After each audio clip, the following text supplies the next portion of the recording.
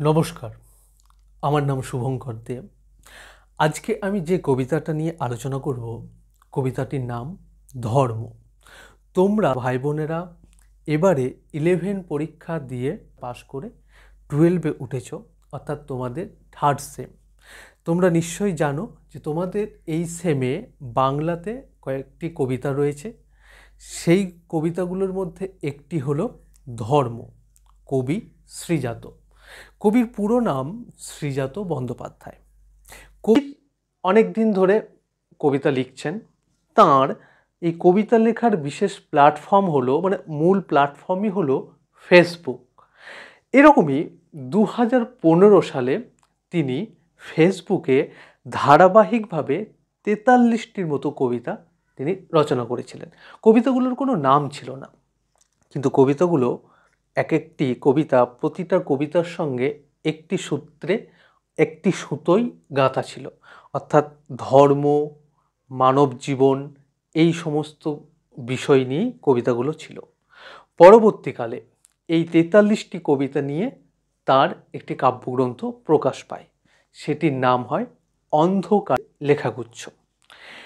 এই অন্ধকারের লেখাগুচ্ছের যে 43টি কবিতা, এই 43টি কবিতার কোনোটারই কিন্তু কোনো নাম নেই, সংখ্যা রয়েছে।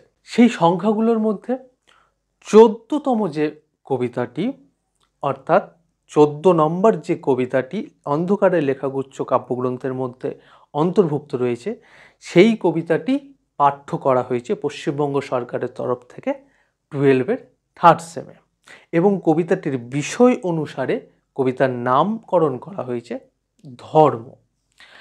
তো শ্রীজাত বন্দ্যোপাধ্যায়ের কবিতায় বিশেষ করে সাম্প্রদায়িক এবং সমাজ, মানব জীবনের বিষয় নিয়েই বেশিরভাগটা উঠে এসেছে। এই কবিতার মধ্যেও সেই বিষয়টাই আমরা লক্ষ্য করি। তো প্রথমে আমি তোমাদের কবিতাটা সম্পূর্ণভাবে পড়ে শোনাবো, তারপর কবিতাটির প্রত্যেকটা লাইন, প্রত্যেকটা শব্দ বিশ্লেষণ করে বুঝিয়ে দেবো। তোমরা সম্পূর্ণ ভিডিওটি দেখো। ভিডিওটি যদি ভালো লেগে থাকে তাহলে অবশ্যই একটি লাইক করবে, আর যদি খুবই ভালো লেগে থাকে তাহলে একটি সাবস্ক্রাইব করে দেবে পরবর্তী ভিডিওর জন্য। তো চলো আজকের এই কবিতাটা পড়ে শোনাই। দেখো, কবিতার প্রথমেই কবি প্রথম যে লাইনটা লিখছেন সেটি হলো, আব্দুল করিম খাঁর ধর্ম ছিল গান। অর্থাৎ তিনি একজনের নাম করে বলছেন যে তার ধর্ম ছিল গান। এখানেই কবি প্রথমেই বুঝিয়ে দিচ্ছেন যে কবি কোনো জাতিগতভাবে কোনো ধর্মকে কিন্তু প্রশ্রয় দিচ্ছেন না বা তিনি তুলে ধরছেন না। তিনি কিন্তু মানুষের কর্ম বা মানুষের কাজকেই ধর্ম বলে মানছেন, এবং সেটাই তিনি তার কবিতার মধ্য দিয়ে প্রকাশ করছেন। এখন এই আব্দুল করিম খাঁর ধর্ম কেন গান ছিল সেটা বোঝার জন্যে তোমাদের এই আব্দুল করিম খাঁ সম্পর্কে একটু জেনে নিতে হবে। তো চলো, আব্দুল করিম খাঁ কে ছিলেন, কেন তার ধর্ম গান বলছেন কবি, সেটা দেখে নিই। দেখো, আব্দুল করিম খাঁ জন্মগ্রহণ করেছিলেন 1872 সালের 11ই নভেম্বর উত্তরপ্রদেশের মুজাফফরপুর নগরের কিরানা গ্রামে। ছোটবেলা থেকেই তিনি অসাধারণ প্রতিভার অধিকারী ছিলেন। কণ্ঠসঙ্গীতের পাশাপাশি তিনি সেতার, বীণা, সারেঙ্গি ও তবলায় বিশেষ পারদর্শী ছিলেন। মাত্র 11 বছর বয়সে মেরঠে কিরানা পরিবারের উস্তাদদের সামনে মুলতানি ও পুরবি গেয়ে হইচই ফেলে দিয়েছিলেন।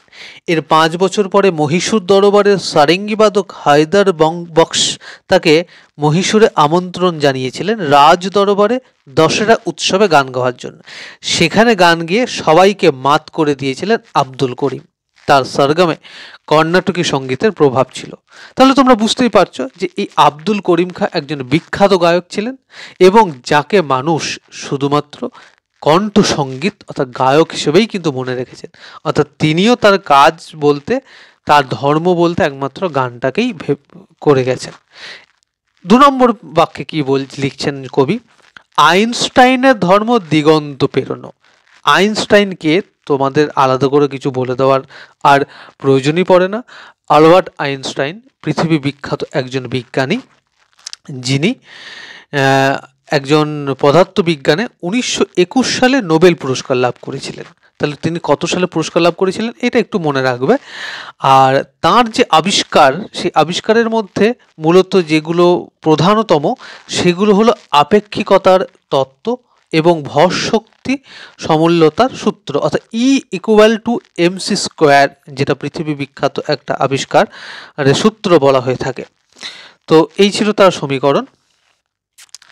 তাহলে আইনস্টাইনের ধর্ম দিগন্ত প্রেরণ, তাহলে যে কোনো বিজ্ঞানীদেরই ধর্ম কিন্তু দিগন্ত প্রেরণ, অর্থাৎ এই যে সভ্যতার উন্নতি ঘটছে, এই যে বিবর্তন ঘটছে, এগুলো তো বিজ্ঞানীদের চিন্তাভাবনার মধ্যে দিয়ে তারা নতুন নতুন আবিষ্কার করছে বলেই তো সভ্যতার বিবর্তন ঘটছে। তাহলে তাদের এই যে দিগন্ত প্রেরণ, এটাই তাদের ধর্ম। কবিরের ধর্ম ছিল সত্যের বয়ান। কবি কে ছিলেন? কবির, এই কবির ছিলেন, দেখো, কবির ছিলেন প্রাচীন ভারতের একজন কবি। আনুমানিক ৫ম শতকে উত্তরপ্রদেশের বারাণসীতে জন্মগ্রহণ করেন। তার কথা বা বাণীর মধ্যে সেই সময় হিন্দু মুসলিম সম্প্রতির কথা উঠে আসে। তাই কবি শ্রীজাত কবিরের কথা প্রসঙ্গ তুলে এনে তিনি বলছেন যে এই কবির, যিনি তার বাণী বা কবিতার মধ্যে দিয়েও কিন্তু হিন্দু মুসলিম সম্প্রীতির কথা বলেছিলেন, সেই কবিরের ধর্ম আসলে ছিল সত্যের বয়ান। এই সত্য কি? এই সত্য হলো সম্প্রীতির সত্য, অর্থাৎ হানাহানি নয়, হিংসা নয়, ভালোবাসা, সম্প্রীতির সত্য। বাতাসের ধর্ম শুধু না থামা কখনো, অর্থাৎ বাতাস সবসময় বয়ে যাচ্ছে, আর বাতাস আছে বলেই আমরা মানুষ প্রাণী সকলেই আছি। ভ্যান গগের ধর্ম ছিল উন্মাদনা, আঁকা। ভ্যান গগ কে ছিলেন? একজন চিত্রশিল্পী। তোমরা আঁকা শব্দটার মধ্যে দিয়ে বুঝতে পারছো যে কবি সেই চিত্রশিল্পীর কথা বলেছেন। এখন এই চিত্রশিল্পী সম্পর্কে একটু যদি ডিটেলসে জেনে নেওয়া যাক, যে ভ্যান গগ 1853 সালে নেদারল্যান্ডে জন্মগ্রহণ করেছিলেন। তিনি ছিলেন চিত্রশিল্পী, বিশেষ করে তাঁর তৈলচিত্র বর্তমানে বিশ্ববিখ্যাত। কিন্তু তিনি ব্যক্তিগত জীবনে খুবই হতাশগ্রস্ত ছিলেন।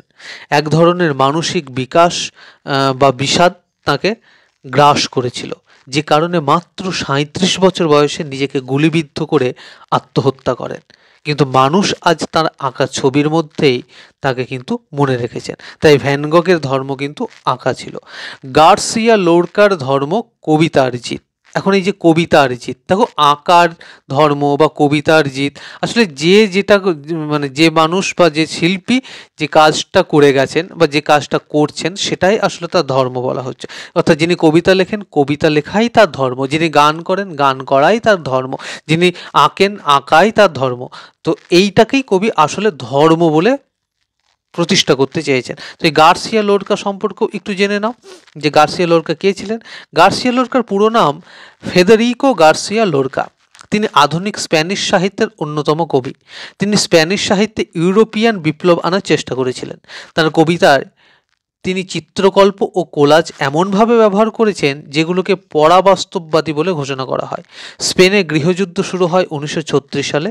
সেই সময় তাকে ঘর থেকে তুলে নিয়ে গিয়ে হত্যা করেন ফ্রাঙ্কের সৈন্যরা। এরপর কি বলেছেন? লেনিনের ধর্ম ছিল নতুন পতাকা। লেনিন সম্পর্কে তোমাদের আলাদা করে বলার কোনো অবকাশ রাখে না, কারণ ইতিহাস বইতে তোমরা সকলেই পড়েছো। তবুও একবার বলে দিই যে লেনিনের পুরো নাম ছিল ভ্লাদিমির লেনিন। তিনি অক্টোবরের বিপ্লব বলশেভিকদের প্রধান নেতা ছিলেন এবং 1917 থেকে 24 সাল পর্যন্ত রুশ সোভিয়েত অর্থাৎ সোভিয়েত রাশিয়ার প্রধানমন্ত্রী ছিলেন। আগুনের ধর্ম আজও ভস্যের চরিত, অর্থাৎ আগুনের কাজ কি? আগুনের কাজ হলো সমস্ত কিছু ভস্য করে দেওয়া।